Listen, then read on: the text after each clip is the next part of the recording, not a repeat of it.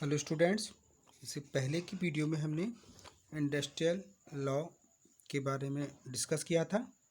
उसके अभी तक कितने कितने एक्ट बन चुके हैं, वो थोड़े से उसमें जो इम्पोर्टेंट एक्ट थे उनको हमने समझा और इसके ऑब्जेक्टिव समझे।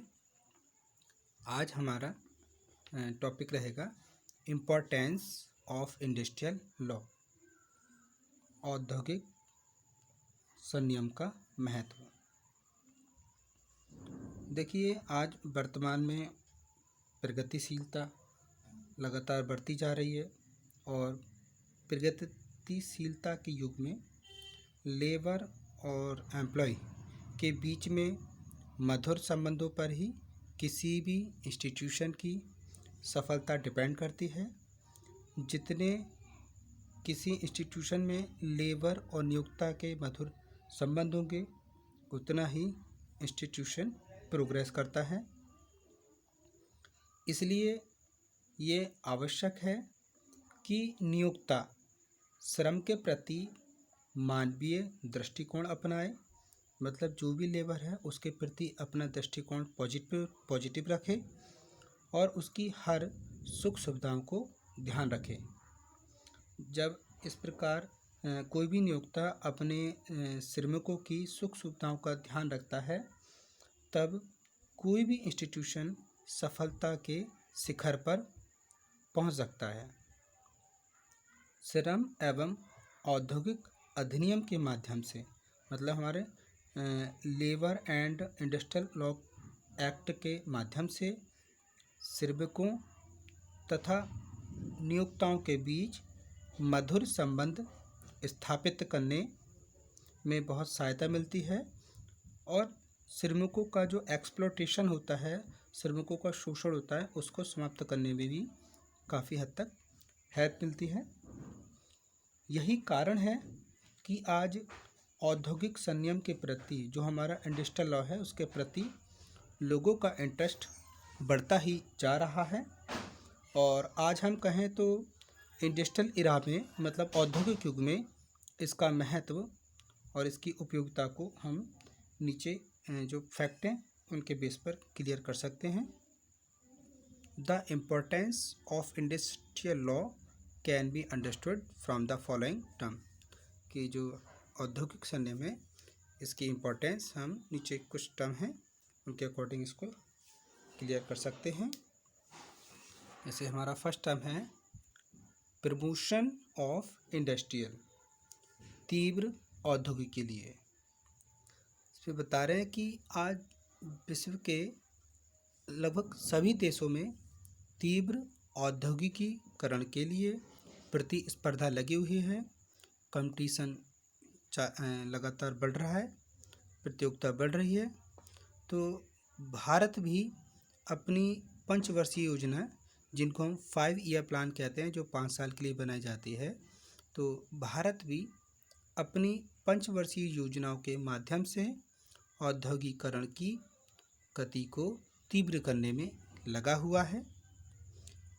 देश की भाविक औद्योगिक संभावनाओं को साकार रूप देने के लिए इंडस्ट्रियल लॉ की नॉलेज होना एसेंशियल है, आवश्यक है।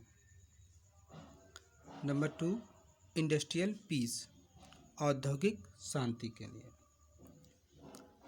औद्योगिक शांति देश की अर्थव्यवस्था को छिन्न भिन्न डिफ्यूज कर देती है, जबकि औद्योगिक शांति देश को आत्मनिर्भर, मतलब सेल्फ सफिशिएंट बनाती है। अतः उद्योग के दोनों आधार स्तंभ श्रम व नियोक्ता में मधुर और सहयोगपूर्ण संबंध होने चाहिए, क्योंकि जितने श्रम और नियोक्ता के बीच मधुर और सहयोगपूर्ण संबंध होंगे, हमारा इंस्टीट्यूशन उतना ही ज़्यादा प्रोग्रेस करेगा। यदि उनमें किसी बात पर एवर्जन है, किसी प्रकार का विरोध है, तो उसका अहिंसात्मक ढंग से हल होना चाहिए, मतलब नॉन वायलेंट वे से उस प्रॉब्लम का सलूशन होना चाहिए।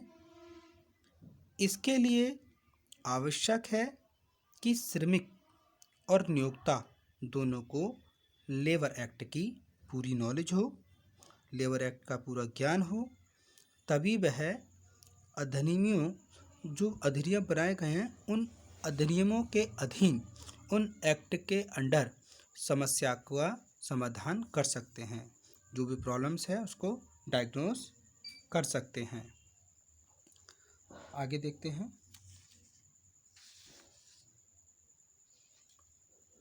फॉर इंडस्ट्रियलिस्ट, उद्योगपति के लिए औद्योगिक संनियमों में कारखाने के पंजीकरण मतलब रजिस्ट्रेशन ऑफ फैक्ट्रीज, लाइसेंस, कारखानों में काम की दशाओं के नियमन आदि के संबंध में एम्प्लॉयर के जो रेस्पॉन्सिबिलिटी हैं उसको तय किया गया है, निर्धारित किए गए हैं। उनका ज्ञान उद्योगपति को होना आवश्यक है, क्योंकि इन नियमों के उल्लंघन, इन्फ्रिंगमेंट पर पनिशमेंट का अरेंजमेंट है, मतलब नियमों का उल्लंघन करने पर दंड की व्यवस्था है। इसलिए उद्योगपति अपने दायित्वों का निर्वाह सही ढंग से कर सके, इसके लिए उन्हें इनका ज्ञान आवश्यक है, मतलब जो इंडस्ट्रियल लॉ हैं उनकी नॉलेज होना आवश्यक है। नेक्स्ट देखते हैं।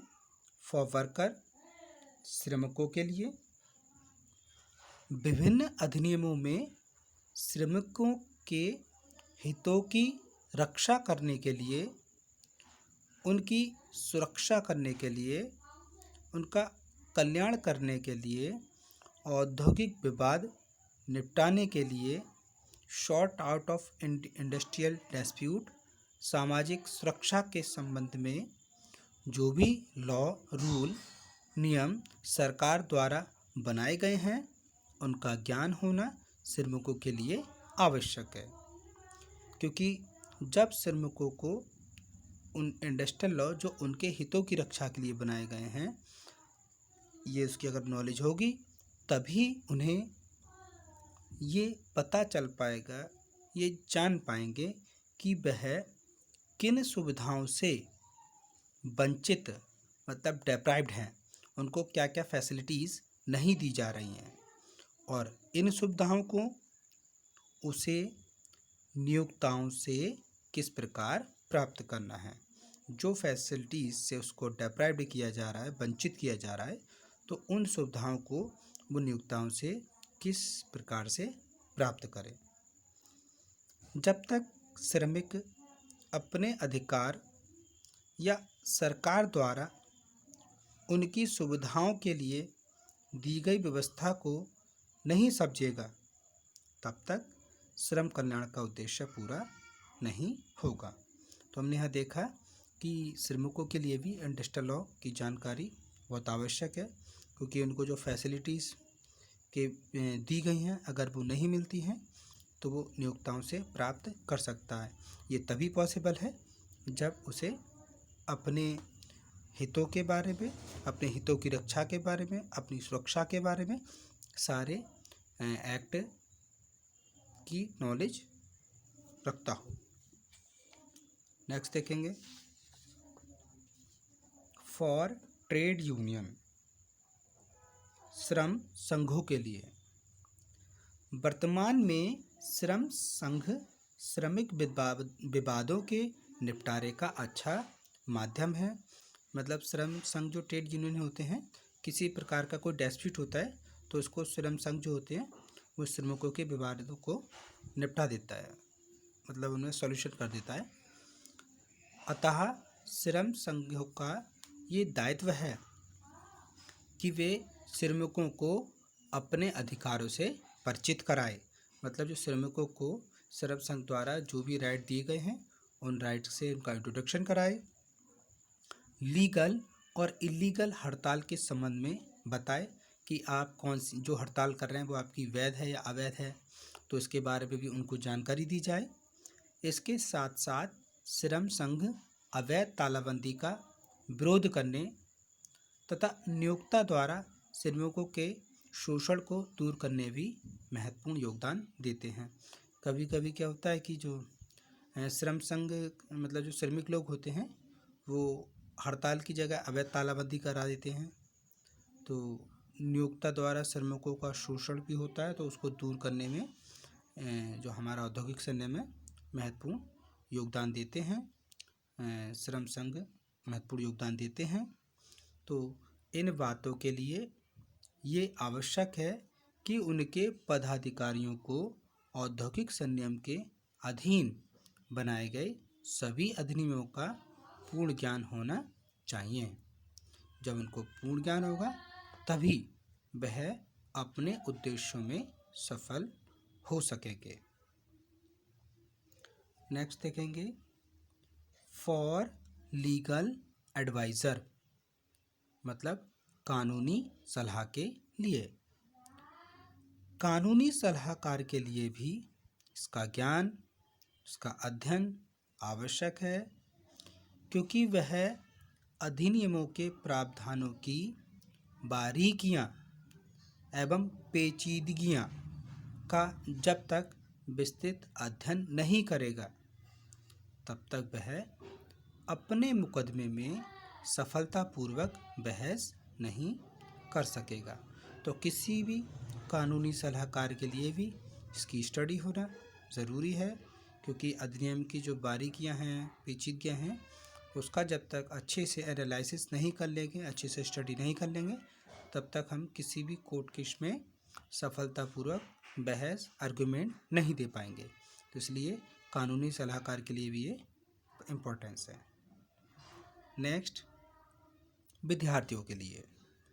देश में तीव्र गति से बढ़ रहे औद्योगिक, सरकारिक नीति, श्रम समस्याएं, उनके समाधान के लिए बनाए गए कानून आदि का हर विद्यार्थी, विशेष रूप से जो इकोनॉमिक्स के स्टूडेंट्स हैं, कॉमर्स के स्टूडेंट्स हैं, लॉ के स्टूडेंट्स हैं, तो इनको भी इनकी नॉलेज होना आवश्यक है। क्यों?